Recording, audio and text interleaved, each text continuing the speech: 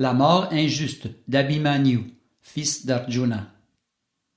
Le 11e jour, avant que ne commence la bataille, Duryodhana adressa les paroles suivantes à Drona, le nouveau commandant de son armée. « Si tu veux bien m'accorder une faveur, capture Yudhishthir et amène-le-moi vivant. » Drona lui répondit « Pourquoi le veux-tu vivant? Pourquoi ne pas simplement le tuer? Il est étonnant de constater que personne ne désire la mort de Yudhishthir. C'est pourquoi on le dit sans ennemi. Même toi, Duryodhana, éprouve de l'affection pour lui. » Duryodhana reprit « Si nous tuons Yudhishthir, il nous sera impossible de gagner la bataille, car Arjuna, dans sa colère, anéantira toute notre armée. Toutefois, si Yudhishthir est retenu captif, je pourrai lui faire jouer une autre partie de dés, pour ensuite l'envoyer passer 13 autres années dans la forêt. » Comprenant qu'il s'agissait là d'un plan mesquin, Drona dit à Duryodhana « Si Yudhishthir n'était pas si bien protégé par Arjuna, je pourrais le capturer aisément. Il est vrai que je fus jadis le maître d'armes d'Arjuna, mais il a acquis depuis ce temps d'autres armes célestes, lesquelles me sont inconnues. Grâce à ces armes que lui donnèrent Indra et Shiva, Arjuna est devenu invincible. Cependant, si nous parvenons à détourner l'attention d'Arjuna, il nous sera facile de capturer Yudhishthir. » Après avoir entendu ces propos de la bouche de Drona, Duryodhana jouissait déjà de la victoire. Toutefois, les espions de Yudhishthir informèrent ce dernier du plan de son cousin. Yudhishthir rassembla alors ses troupes, et en leur présence, il dit à Arjuna « Aujourd'hui, Drona tentera de me capturer, mais si tu restes à mes côtés, cela lui sera impossible. C'est pourquoi je te demande d'être vigilant. » Arjuna répondit « Mon frère, je ne laisserai pas l'ennemi te capturer. Les étoiles pourront disparaître et la terre se briser en miettes, mais jamais l'ennemi ne pourra s'emparer de toi. Et souviens-toi que je suis toujours resté fidèle à mes promesses. » Les deux armées s'apprêtent alors à combattre. En réalité, le combat prend aussitôt l'allure d'un massacre collectif. Drona tente de s'approcher de Yudhishthir, mais le conducteur du char de Yudhishthir lance 1000 flèches en direction de Drona. Ce dernier, toutefois, tranche la tête du conducteur du char ennemi. Puis, c'est au tour de Virat, de Drupad et de Satyaki d'attaquer Drona, mais nul ne parvient à l'empêcher de s'approcher de Yudhishthir. On entend alors des cris. Hélas, aujourd'hui Yudhishthir sera capturé par Drona. Soudain, Arjuna arrive sur les lieux et de ses armes célestes transperce tous les soldats de Drona. Arjuna voulait à tel point secourir son frère aîné que d'un mouvement continu, il sortait une flèche de son carquois, la plaçait sur son arc, puis la lançait en direction des troupes ennemies. Tout cela se produisait en un seul mouvement. Voyant la prouesse d'Arjuna, Drona et Duryodhana ordonnent à leurs troupes de cesser le combat pour la journée. Les Pandavas se retirent eux aussi dans leur campement. Mais Duryodhana, Drona et leurs acolytes ne s'avouent pas vaincus pour autant. Ils planifient pour le lendemain une autre attaque contre le roi Yudhishthir.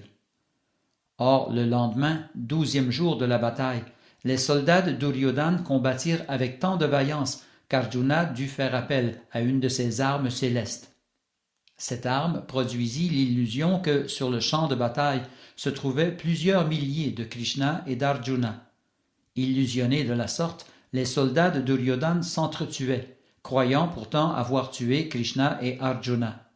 Mutuellement, ils se criblaient de flèches en criant à tue-tête « J'ai tué Krishna, j'ai tué Arjuna ».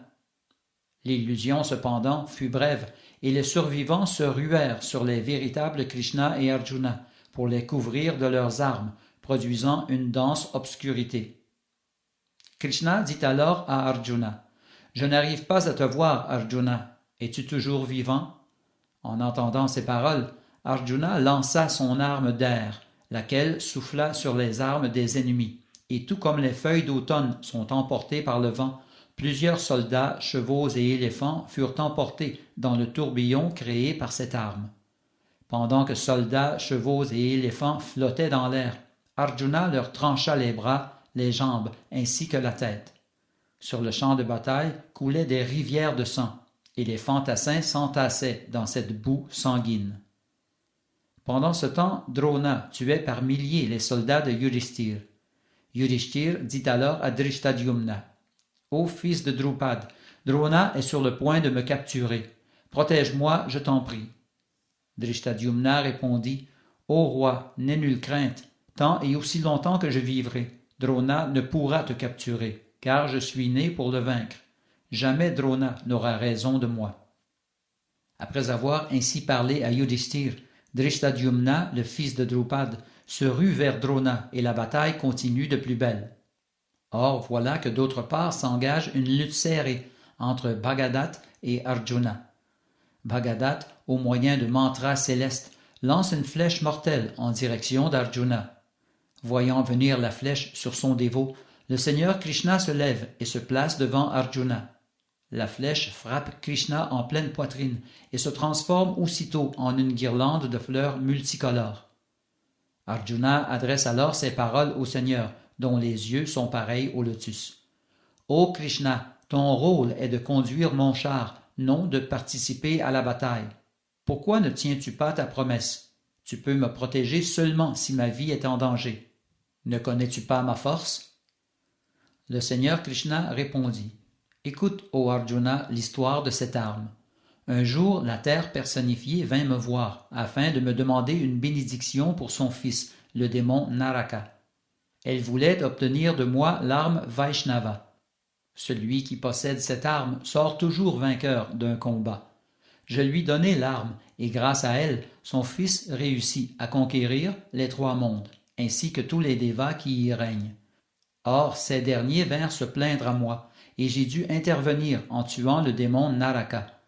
Quant à l'arme Vaishnava, elle fut léguée à son fils Bhagadat, qui tout à l'heure la lança vers toi. Je suis le seul à pouvoir contrecarrer cette arme, et c'est pour cela que j'ai brisé ma promesse. Il te sera maintenant facile, ô Arjuna, de tuer Bhagadat ainsi que son éléphant. » Les paroles de Krishna remplirent de joie le cœur d'Arjuna. C'est alors que, d'une seule flèche, Arjuna fracassa la tête de l'éléphant de Bhagadat, qui mourut aussitôt.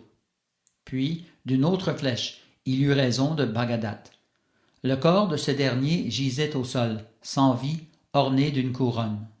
Arjuna descendit de son char et marcha autour du cadavre de Bhagadat, lui témoignant ainsi un dernier respect. À la fin de ce 12e jour de combat, Drona n'avait pu capturer Yudhishthir, et les soldats des 2 armées se retirèrent pour la nuit. Tous ne pouvaient qu'apprécier les grandes qualités d'Arjuna, l'ami intime du Seigneur Krishna. Le lendemain, 13e jour de la bataille, eut lieu une grande tragédie. Abhimanyu, le fils d'Arjuna et de Subhadra, trouva la mort au combat. Abhimanyu possédait toutes les qualités de ses parents et de ses proches, ainsi que du Seigneur Krishna. Bien que vaillant au combat, il n'était qu'un jeune homme. Toutefois, sa dextérité n'avait d'égal que celle de son père. En effet, les armes que possédait Abhimanyu lui avaient été remises par Krishna et Arjuna. Il était donc invincible. En vérité, ce jour-là, Abhimanyu semblait consumer les troupes ennemies comme le feu dévore une forêt.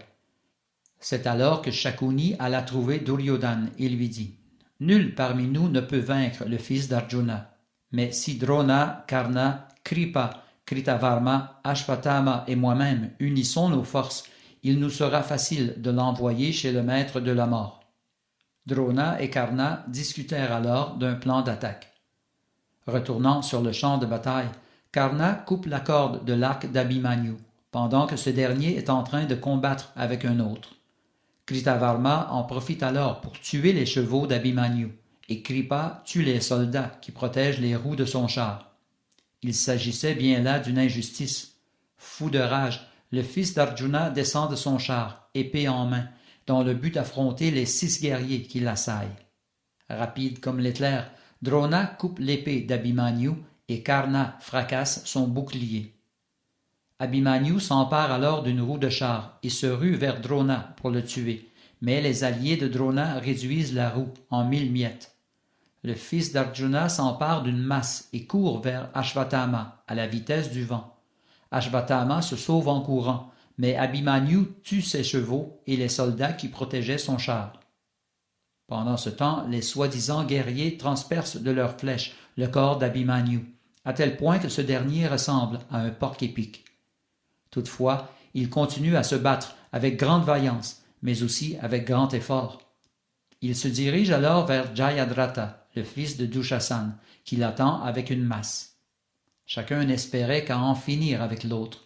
Les deux guerriers lèvent leurs masses et se frappent l'un l'autre en même temps, et les deux tombent par terre.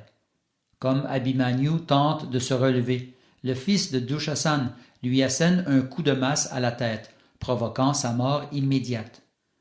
Tous les soldats se mettent alors à crier victoire, une victoire de scélérat. Dans le ciel, une voix se fait entendre. Hélas, ce vaillant guerrier a trouvé la mort d'une façon injuste. Il était seul contre 6. Lorsque les Pandavas apprirent la nouvelle de la mort d'Abhimanyu, ils versèrent des larmes. Le roi Yudhishthir en perdit même connaissance. Cette injustice avait eu lieu pendant qu'Arjuna et Krishna avaient été faussement attirés vers une section éloignée du champ de bataille.